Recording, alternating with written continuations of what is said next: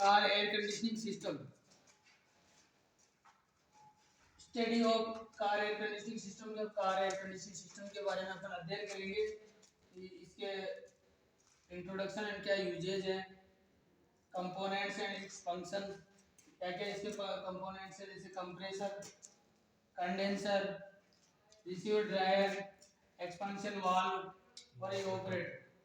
फिर उसके बाद working principle and operation and general safety precaution. Introduction और यूजेज में है कि कार एयर कंडीशनिंग सिस्टम, अपने कार एयर कंडीशनिंग जितने भी ऑटोमोबाइल सेक्टर में जितने भी कार है, बसेज है, इनमें जो यात्रा ट्रेवलिंग है उसको आरामदायक बनाने के लिए इसका यूज किया गया। पुराने समय में पहले अदर्स जगह एयर कंडीशनिंग का यूज होता था, लेकिन धीरे धीरे यात्रा को सुगम, क्योंकि वो गर्मियों का जैसे सीजन रहता है, गर्मी में जब ग्लासेज वगैरह बंद रहते हैं, अंदर गर्मी पड़ती है, अंदर डस्ट आती है, धूल मिट्टी कण आते हैं, तो इसके लिए जो हवा की जो गुणवत्ता और उसकी जो मात्रा को अच्छी तरह बनाने के लिए कार एयर कंडीशनिंग सिस्टम को अपने सिस्टम में लाया गया है, जैसे ऑटोमोबाइल सेक्टर के जितने भी व्हीकल्स है।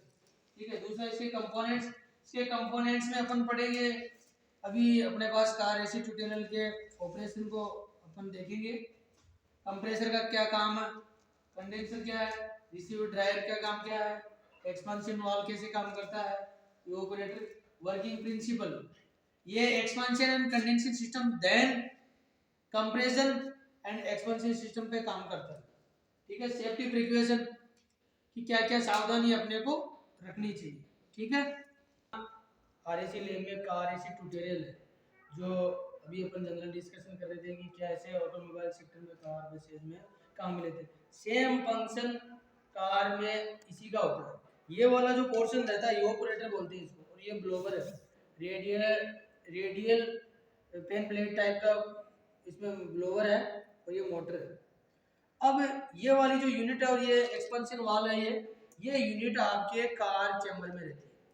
ठीक है, ये वाली यूनिट, और नीचे वाली यूनिट जैसे कंडेंसर और कंडेंसर फैन मोटर, ये रेडिएटर के और कंडेंसर के बीच में 15 mm की डिस्टेंस रहती है।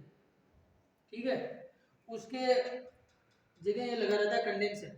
ये कंप्रेसर है, इसका ओपन टाइप कंप्रेसर है, और इसकी ये पुली है, पुली से वी ग्रुप टाइप बेल्ट है। जो ये मोटर है ना, ये इंजन की जो पुली से उसको बेल्ट मिलती है, पावर ट्रांसमिट होता है, इंजन चलेगा तो वो पुली भी चलेगी, लेकिन कंप्रेसर जब तक नहीं चलेगा जब तक आप कार केबिन में जैसे आप बैठे हो, अंदर से उसका स्विच रहता है एसी ऑन करने का, उस बटन को आप प्रेस करोगे तब इस कंप्रेसर में मैग्नेटिक क्लच होता है, तो वो क्या है, कंप्रेसर उसका एंगेज हो जाएगा तब कंप्रेसर चलेगा। ठीक है, दूसरा ये इसकी, लेकिन कार वाली जो एसी का स्विच का बटन है ना, इस कंट्रोलिंग में आपने दिखाया होगा, जो अभी मैं आपको चला के दिखाऊंगा। ठीक है, दूसरा रेफ्रिजरेंट को स्टोर करके रखना और ड्रायर का नमी को एब्जॉर्ब करना। यदि आपके रेफ्रिजरेंट में नमी रहेगी तो आगे सिस्टम ब्लॉक हो जाएगा, चौक हो जाएगा, और सिस्टम प्रॉपर्ली काम नहीं करेगा।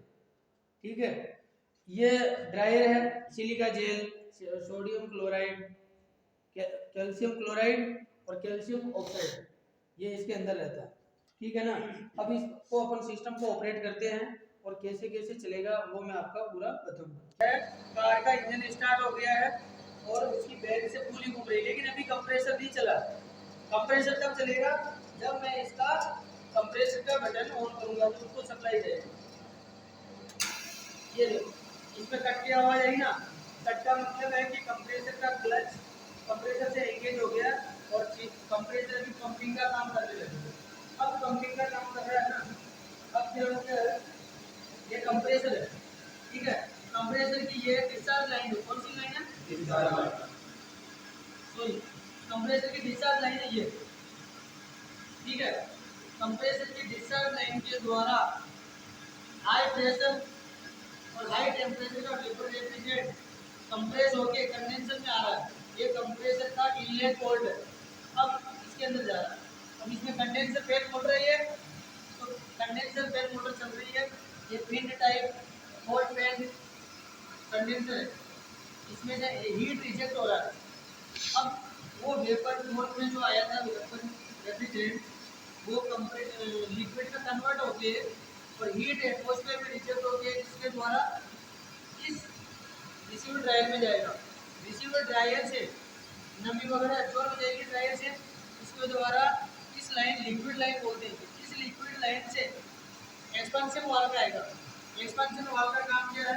प्रेशर को कंट्रोलिंग करना, फ्लो को कंट्रोल करना। एक्सपेंशन वाल्व में आने के बाद अभी देखो ये ठंडा हुआ है, अभी सिस्टम काम कर रहा है। अब ये वाली जो लाइन है ये गर्म है, ये गर्म है, लेकिन इसके बाद में यहाँ ठंडा हो गया। अब ये ऑपरेटर में गया, जो ऑपरेटर में जाएगा ग्लोबल काम कर रहा है, इसमें फिल्टर लगा हुआ है, तो वो फिल्टर कार की जो केबिन है उसमें फ्रेश एयर जाएगी। और ये इसमें ग्रिल लगी हुई है, ये थर्मोस्टेट स्विच है, तो केबिन के अंदर का टेम्परेचर सेंस करेगा जितना आप सेट कर देंगे। उसके बाद में ये ऑपरेटर अब कार के अंदर जितनी भी गर्मी वगैरह है तो गर्म हवा है उसको ये अब्जॉर्ब करेगा। उसके बाद में वो वेपर में कन्वर्ट होने के बाद में इस लाइन के द्वारा रिटर्न लाइन से इसमें आएगा कंप्रेसर में, और ये पूरा सिस्टम चलता रहेगा। ठीक है, अभी ये है इसका चार्जिंग यूनिट। चार्जिंग यूनिट में भी देख लो इसका प्रेशर आ रहा है 10 से 12 बार, यदि ये 5 बार से कम रहता है, ठीक है, 5 kg पर सेंटीमीटर से कम रहेगा तो इसका मतलब सिस्टम में गैस कम है, तो आप बेस चार्ज करोगे। और यदि आप सिस्टम बंद है तब इसमें 50 से 55 के लगभग इसमें प्रेशर दिखाएगा। तो डिस्चार्ज 4 जी बी अपने लाइन कनेक्ट नहीं कर रखी है, लेकिन डिस्चार्ज में 12 kg पर सेंटीमीटर स्क्वायर से लेकर 24 के बीच से कम रहता है ना, तो आपको रेफ्रिजरेंट आपको नॉलेज नहीं है ना, सिस्टम को ऑपरेट करोगे। कार एसी के जितने भी फंक्शन है, मूवमेंट है, बेल्ट के आप बना लो, बेल्ट की कंडीशन अच्छी होनी चाहिए, और आप जैसे जो शॉप वगैरह करो उसके बाद में कार का कम से कम हफ्ते में एक बार कार एसी को चलो, सर्विस टाइम टू टाइम होनी चाहिए, ये चीज़ है। ठीक है।